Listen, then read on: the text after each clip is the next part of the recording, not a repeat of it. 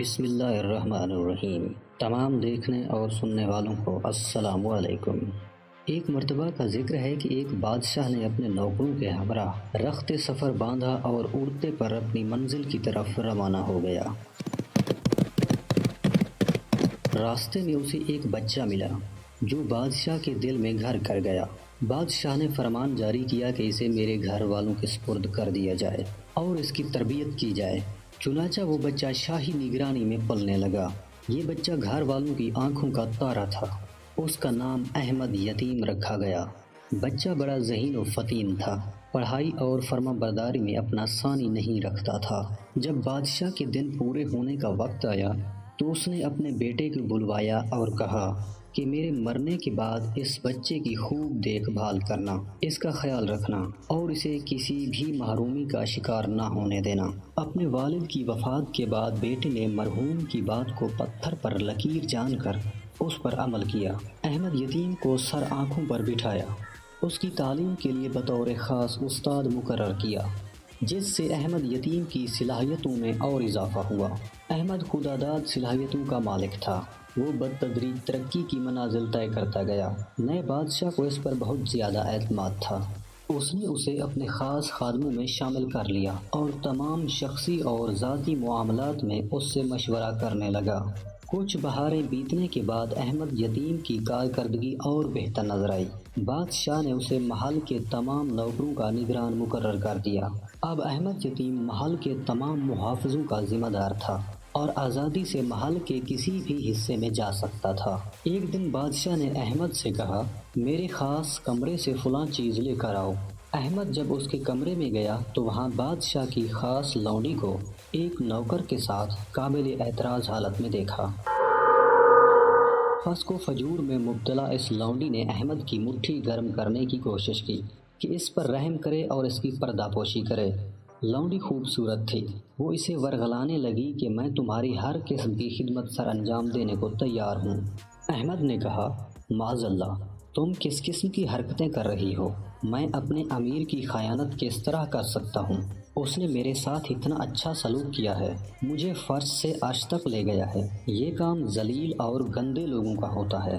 اس نے لونڈی کو نصیحتیں کی اور توبہ و استغفار کی تلقین کر کے وہاں سے رخصت ہوا اور اسے یقین دلایا کہ فکر نہ کرو، میں تمہاری پردہ پوشی کروں گا۔ ادھر لونڈی آتش زیر پا تھی کہ کہیں احمد میرا پردہ چاک نہ کر دے۔ شام کے وقت حسب دستور جب امیر اندر آیا تو اس نے روتے ہوئے اپنے کپڑوں کو چاک کر لیا اور چہرے پر تھپڑ مارتے ہوئے امیر کے پاس پہنچ گئی۔ امیر اس وقت اکیلا تھا۔ اپنی خاص لونڈی کو روتے ہوئے دیکھا تو کہنے لگا، تمہیں کس نے مارا ہے اور کیوں رو رہی ہو؟ لونڈی نے مکر و فریب کے ساتھ اداکاری کرتے ہوئے کہا، احمد نے میرے ساتھ دست درازی کی کوشش کی ہے، میں بمشکل اپنی جان بچا کر بھاگی ہوں، ورنہ وہ تو زبردستی منہ کالا کرنا چاہتا تھا۔ امیر نے سنا تو وہ آگ بگولا ہو گیا۔ بولا، ایسے شخص کی سزا موت ہے، اسے فوراً قتل کر دینا چاہیے۔ رات ہو چکی تھی، لہٰذا اس نے اپنے ارادے کو صبح تک ملتوی کرنا مناسب سمجھا۔ ادھر احمد محل میں بے حد مقبول تھا۔ سب لوگ اسے عزت کی نگاہ سے دیکھتے تھے۔ یہ مصلحت کے خلاف تھا کہ اسے سر عام قتل کروا دیا جاتا، اس سے محل میں خواہ چیمہ گویاں ہوتی۔ امیر نے سوچا کہ اسے خفیہ طور پر قتل کروا دیا جائے تاکہ لوگوں کو اس کے جرم کا پتہ بھی نہ چلے اور قتل کا بھی۔ خیر، امیر نے خود ہی منصوبہ بندی کی۔ اس نے اپنے خاص آدمی کو بلوایا اور اس سے کہا، میں جس شخص کے ہاتھ ایک تھال بھیجواؤں اس کو قتل کر کے اسی تھال میں اس کا سر رکھ کر اسے کپڑے میں لپیٹ کر میرے پاس لے آنا۔ خادم خاص نے حکم کی تعمیل میں سر ہلا دیا۔ چند دن گزرے، امیر نے احمد یتیم کو بلایا اور کہا، سٹور میں جاؤ، وہاں سے تھال لے کر فلاں شخص کے پاس جاؤ اور اس سے کہو مجھے امیر نے بھیجا ہے اور جو وہ دے اسے لے آؤ۔ احمد اپنے امیر کے حکم کی تعمیل میں تھال لے کر چل دیا۔ راستے میں اسے بعض نوکر ملے جو آپس میں جھگڑ رہے تھے۔ انہوں نے احمد سے فیصلہ کرنے کی درخواست کی۔ احمد نے کہا، میں امیر کے کام جا رہا ہوں، واپسی پر تمہارا فیصلہ کر دوں گا۔ نوکروں نے کہا آپ کا ابھی فیصلہ کرنا نہایت ضروری ہے، اس کام کے لیے ہم کسی اور نوکر کو بھجوا دیتے ہیں، جب وہ تھال لے کر آئے تو آپ اسے امیر کے پاس لے جائیں۔ بات معقول کی تھی، انہوں نے ایک نوکر کو اشارہ کیا کہ وہ تھال لے کر فلاں شخص کے پاس جائے اور وہ جو چیز دے وہ واپس لے آئے۔ اتفاق دیکھیے کہ یہ وہی شخص تھا جو لونڈی کے ساتھ بدکاری کا مرتکب ہوا تھا۔ چنانچہ وہ تھال لے کر اس خادم خاص کی طرف چل دیا۔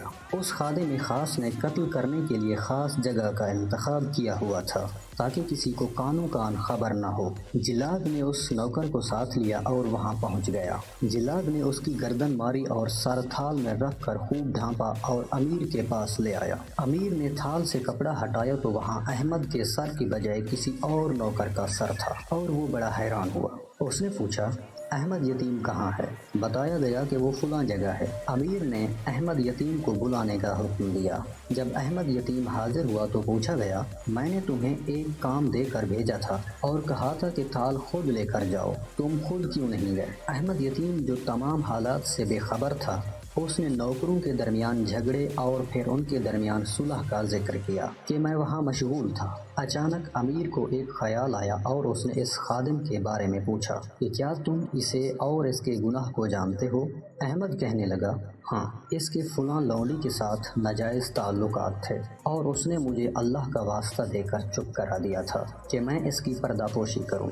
امیر کو جب سارے واقعے کا علم ہوا تو اس نے لونڈی کو قتل کرنے کا حکم دیا اور احمد کو مزید اختیارات عطا کیے، اور اس کے لیے اس کے دل میں محبت اور عزت و احترام مزید بڑھ گیا۔